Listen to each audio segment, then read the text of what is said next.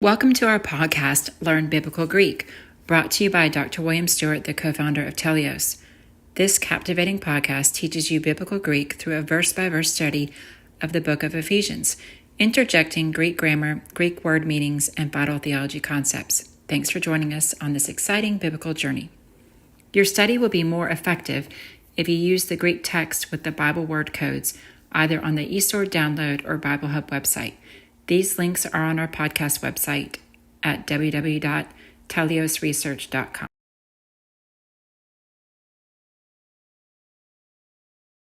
Hi, I'm William Stewart, co-founder of Teleios. Welcome back to our podcast on learning biblical Greek. Have ready your biblical text and perhaps even the grammar on our website, and your persistence and patience. I think if you persist with these videos and whatever learning tools you have, it'll create great fruit in your Christian walk in learning the Bible better, knowing God better, so your service and faith will be better. So it's a privilege for us to learn the language of the Bible, its original language. We're in chapter 3 of Ephesians, verse 4, in the second half of the verse. And we're starting this time with the verb. Our verb for this video, noesai, to know. And it's in the infinitive. Now, the infinitive, as you may know, is sort of half verb, half noun, and it further describes the action of the primary verb. It's indicated by 4 different endings in the Greek. In the English, it's indicated by 2, T-O, like to come, to go. In the German, it's zu, zu, zu kommen, zu gehen. In the Dutch, say it's te. The Romance languages have their own infinitive forms. So it's quite useful. So the 4 forms then, this is a little complicated. EIN is the form for the present and future active. And nai, N-A-I, is for the perfect active. And also, well, that is all for the perfect active. And then the psi, S theta AI, are for the middle of voices and passive present. So that is, and then for the future passive, it's back to EIN. That was out of order. So I'm sorry. SIE is the aorist active. Okay. So in the present tense, it's EIN for the active, psi for middle passive, aorist psi, like here, SAI for the active, STHAI in the middle, and NAI, NAI for passive. And the perfect, it's NAI for the active, and STHI for middle passive, whereas in the active future, very rare actually, EIN, and then middle is psi, like all the middles. Passive is SIN.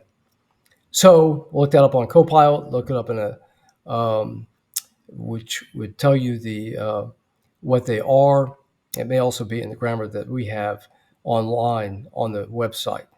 So SAI, I think for now, remember that it is the aorist active to know.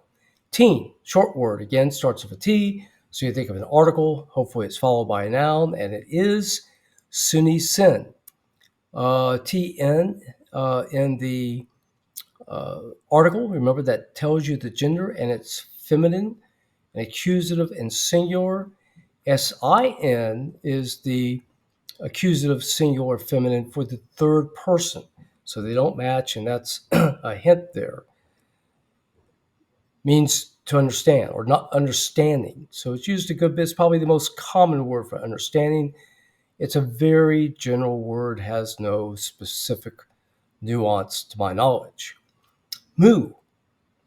That's not a cow, as we would say in English, but it is of me, that OU ending. is a tip-off for the genitive singular, of course. In, that ever-present preposition, it takes the dative because it's stationary, and it means inside, in, by, at. By means a it's much more flexible preposition, and in the Greek than in English, which when it means just inside.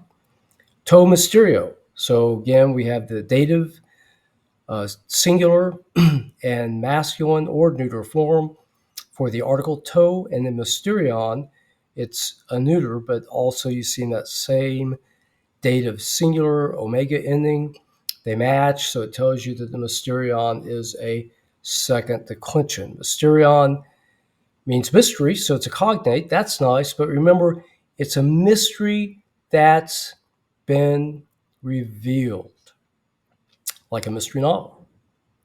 You don't know who did the crime at the beginning of a novel, but you do at the end, at least in a good novel.